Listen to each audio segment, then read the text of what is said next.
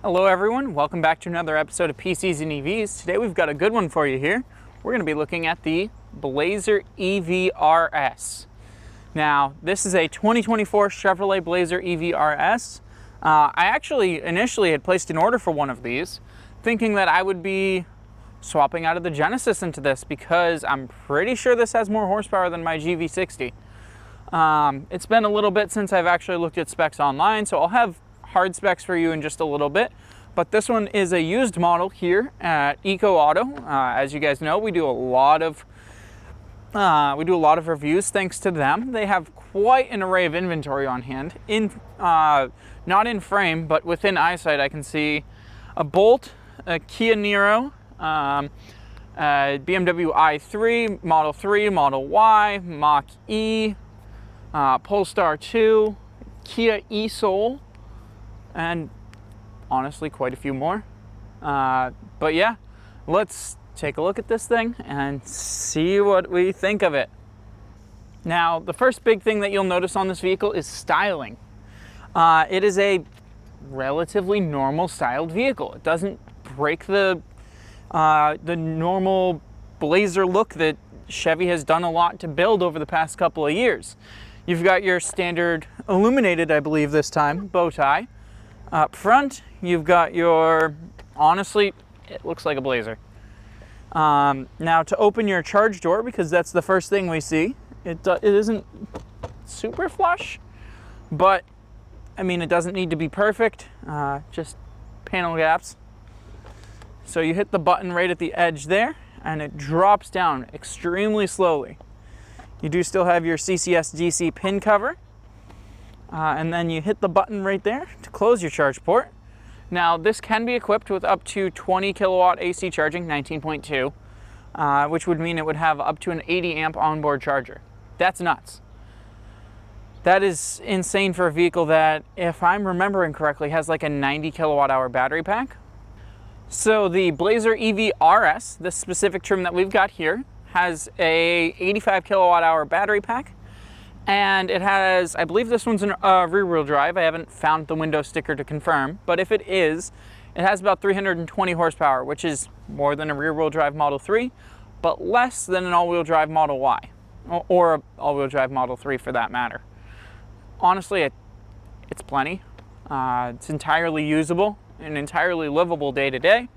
We may get out on the roads and drive it. I'm not sure. They're having construction in front of Eco Auto, so it depends on if that tends to resolve or not. I don't really want to try and be ripping it right in front of cops and stuff like that. So anyways, now I'll have you guys come on in and we will take a look at the interior. Now, right away, you guys will notice that this thing has a black and red interior color scheme. It's got your standard GM wheel. Let's get the car on real quick. Yes, it dings anytime the doors open. Okay. There are lots of dings.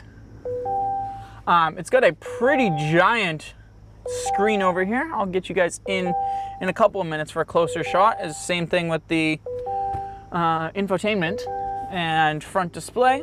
But first thoughts on this are it's actually quite comfy. Plenty adjustable and a very nice seating position, even if I do feel like I don't have nearly enough windshield and I'm kind of closed in. I mean, let's look at the door real quick. If you look at the door, you can see that the door card, it dominates this.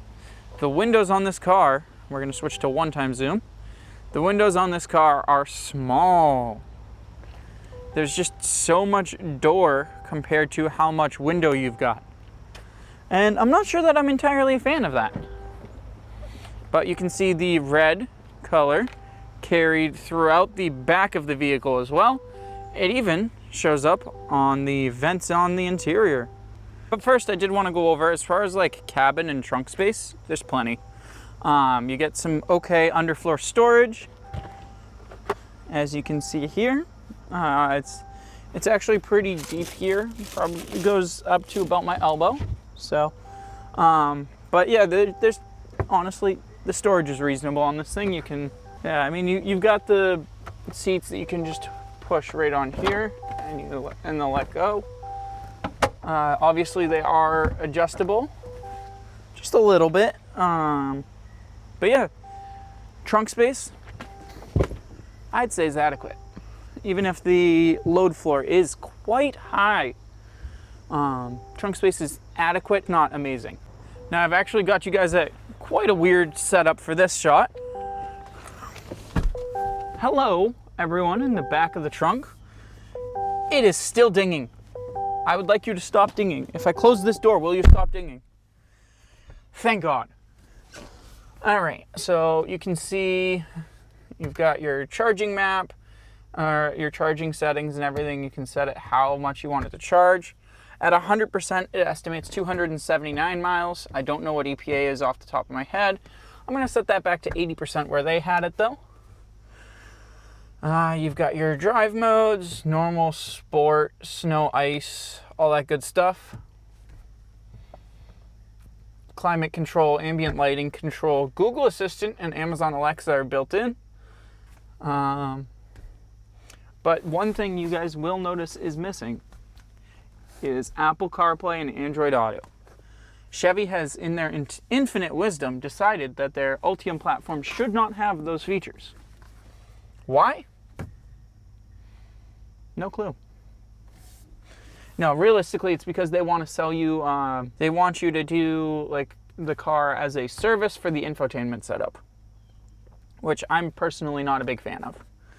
What I am a big fan of, as I said earlier, is actually how comfy these seats are. Now, I'm going to grab the phone and we're going to come up here to the front where we have, where I can show you guys the driver's screen. Oh my God, it's not shutting up. We're also going to check under the front hood. All right, let's open this front hood.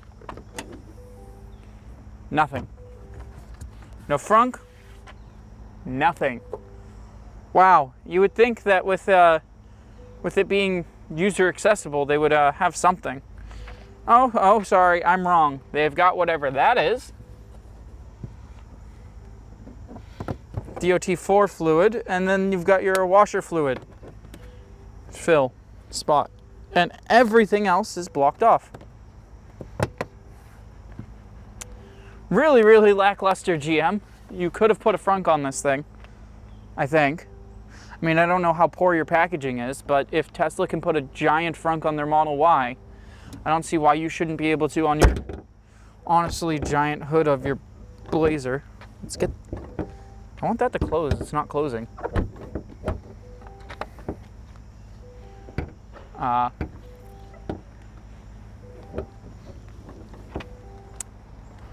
Well, that's suboptimal. We're gonna have to see if I can figure that out. Update, I got it closed. You literally have to slam the thing shut. That is stupid. Okay. Now to the front. All right, so you guys can see the infotainment setup as well as the wheel. We've got phones, so you can just basically pair it to make calls and stuff like that. What's this? Is this the lights? I do like the setup of the interior. You've got some cubby holes. You've got your USB-C charging ports. You've got your wireless charger here. Why they would put it there and not down in there, no clue. Decent sized with an additional USB-C. Center console. Let's see. This 2024 Blazer EV was can I get it to focus, please? $61,210. Damn. Now this has 150 kilowatt DC fast charging, 11.5 kilowatt AC charging on this. And this is rated at 96 miles per gallon equivalent, or 279 mile EPA estimated range. It does have the nice 21-inch wheels, I'll give it that. It looks good. EV RS all-wheel drive, actually. So I got to figure out what the all-wheel drive EV RS was supposed to have for horsepower, and that's what we've got in this specific model. This makes sense. The all-wheel drive has less power than the rear-wheel drive version of this setup. Why? Who knows? I will say this is a quite large infotainment system in front of me here. Yeah, I mean, it's got 360-degree camera, so take that, Tesla. And the camera actually looks pretty decent. I mean, driving.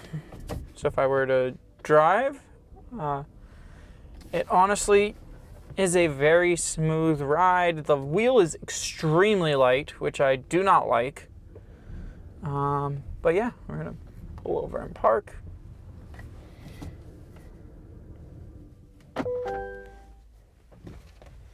Yeah. Would I recommend you go out and buy one of these new? Definitely not. It is overpriced for the quality of vehicle you're getting. Now, sure, you could make an argument that real-world range between this and a Model Y is about the same. But I'll make the exact same argument that the experience, the overall experience and road trip ability of a Model Y is significantly higher than a Blazer. The charge curve on this is definitely not as good, considering it only peaks at 150 kilowatt DC fast charging. Sure, it's more comfortable. It's got heated and vented seats. So there is that. Can I do both at the same time? I cannot. I mean, vented seats would be nice, but the Model 3 Highland has them. Juniper, the refresh for the Model Y, is going to have them. I don't know, man. This thing looks cool, but I don't know that I'd want it on a day-to-day basis. I feel like I'm surrounded by vehicle and have not very good sight lines out of the thing. That's my opinion. Anyways, guys, if you have any questions for me, any other vehicles you want me to review here in the near future, let me know down in the comments below. Make sure, as always, to like, subscribe, and I'll see you all in the next one. Don't forget to check our friends out here at Eco Auto in Tewksbury, Mass. If you're looking for a used EV, they have pretty decent pricing and will not give you a hard time. So, anyways, I'll see you all in the next one.